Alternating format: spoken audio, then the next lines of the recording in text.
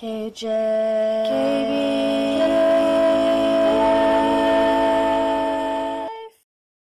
Morning. I'm not feeling very great today. Yesterday I got sent home early because I don't know what happened. I was eating something for breakfast. I didn't feel this way at all before I left for work, but after eating something at work, I felt really sick and kept using the bathroom. My supervisor noticed and she sent me home, and I told my boss. My boss actually gave me a ride home. That's a first for me. My boss has never given me a ride home before. But it's like a little family down there. So it's a lot of just a lot of fun. A lot of people care about each other, and it's really not a big deal. But I woke up this morning not feeling any better, and so I'm just gonna spend today staying at home. Our landlord is gonna come over later to help fix the rest of my parents' bathroom. I'm gonna be focusing on cleaning up my room, because it's very unorganized, it's very messy, and I feel like that's gonna help me feel a little bit better if I, one, do something a little bit less active, because at work I'm everywhere. I'm running around all over the place. At home I only have one space to live in, and that space is now getting cluttered. So I feel like if I fix the space a little bit, it'll make it a little bit better for me to live in. So that's the plan for today. I don't know if I'm gonna update vlogs, and if I do, then I do, and if I don't, sorry. I know I'm behind, but I've been working a lot. I've been working my butt off, and the only thing you missed yesterday is that I went on like a Pee-wee Herman binge. I'll tell about that in a second. So I grew up watching Pee-wee's Playhouse when I was younger. I don't know how old I was, but this is a show from the late 80s, early 90s, and that's around the time I was born. And I watched the show growing up, and I mean, the show's a little bit weird. I don't really know the proper term to use for this because I'm like exhausted.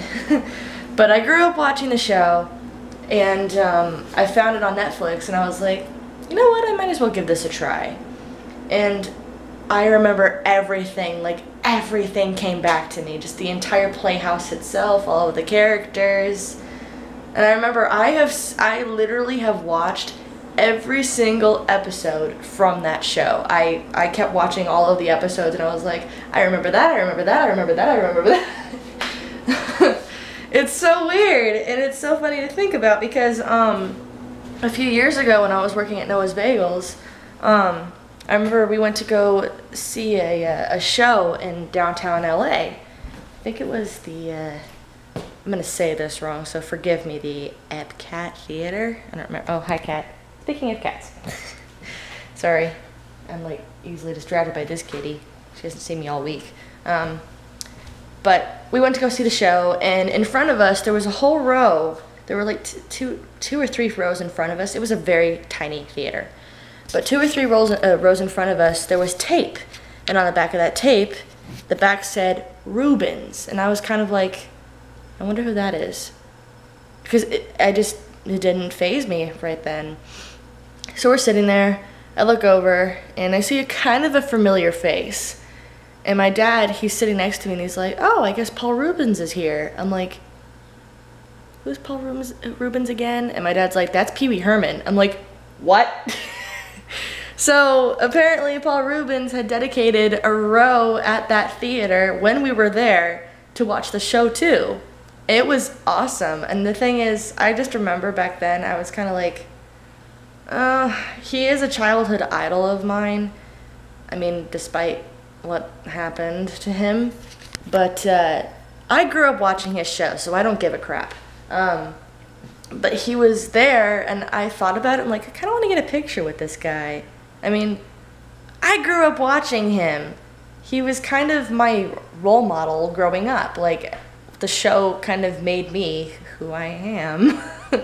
The weird, kooky, silly, and spontaneous adventure person, I guess. That's who the character was, and it just taught me to be like that. So yeah, But I watched his show, and when I saw him at the theater, I thought twice about it. I was like, I don't know if I can get a picture with this guy. I don't know if I should. I don't know if my dad will even let me, because my dad was sitting right next to me. But he did say it was Paul Reubens, and we walked out of the theater after the show was over, and we were probably out there for a good 20-30 minutes. Paul Reubens had not walked out, and if he had, he probably did it much earlier. So either way, I didn't get to meet him, but I got to see him. He was probably, where's a good length to show you? Okay, pretend right behind the couch, right here, there's a row of seats. The couch itself, another row. Right here at this little stool, there's another row, and right here, there's this row. So right here, where I'm standing. Over there is where Paul Reubens was. Well, maybe a little further, maybe at the right there, the white wall, right where I'm literally pointing at in this white area. I was probably this far away from him, and that's pretty close. So I got a good glimpse of somebody who I used to watch on TV, and it was kind of nice to see that, because I'm 21 now. This show came out in 1986, and it aired through 1992, I think? I'm probably right. I don't remember. Late 80s, early 90s. That's when the show aired. So if you think about it, this show was kind of old. I did some research just to see how long it's been, and actually there was a wait, how long has this clip been? I'll cut and do more. There was a child actress. She played Opal in the show, which was the hippie-looking child with like a missing tooth and a bandana around her head, with really, really curly hair. She actually plays the Netflix series Orange is the New Black, and I had no idea. I got super excited. I'm like, so wait, she was on the Pee Wee Herman show. Pee-wee's Playhouse, excuse me. I'm so used to calling it that other thing, but she was on the show as a child, as this little girl, and now she's a couple years older than me. That is super weird to think about. It's so funny, because, I don't know, the evolution of actors and their shows. Is that the right term for it? I don't know, but I'm on a Pee-wee Playhouse binge, and I'm 21, and I have a job. Don't worry, I'm doing something with my life. This is just something I come home to decompress, kind of chill out, and come back from work after a while. And I like the show. I can't help it. It's all of my childhood memories. It's kind of fun to relive it.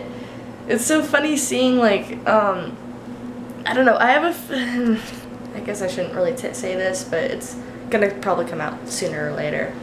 I have a fear of robots. I do not like humanoid robots. Like, I don't like any robots that can stand up almost as tall as me and move. It just freaks me out. It's really, really weird. But I think the only robot in life that I'm never going to be afraid of is Conky, the robot in his show. And I don't really know exactly what he's made of. I don't know if there's a person in there, but I have a feeling there is. But either way, that's the only robot I think I'm never going to be afraid of in my life. Oh, that and R2-D2 and C-3PO. So there you go. Oh, wow, all the nerd talk in the world. I don't freaking care. It's funny. But I don't know. I came in here for something, and there it is. Cuckoo. Soft. Apparently a little bit like snickerdoodles too. I wonder if she could just smell the butter. Probably. Do you like snickerdoodles? Do you want some? You can have some if you want it. Oh, no, I'll just pop my nose on it. The other day I was eating something with milk. A little bit came right up to me and actually tried to drink the milk. That was funny. You're that stereotypical kitty that likes to drink milk out of like a dish. You know those cartoon cats that you see, or like books that you read in the past where like they put a dish of milk out for a cat and it drank it? She likes milk. She's that stereotypical cartoon cat.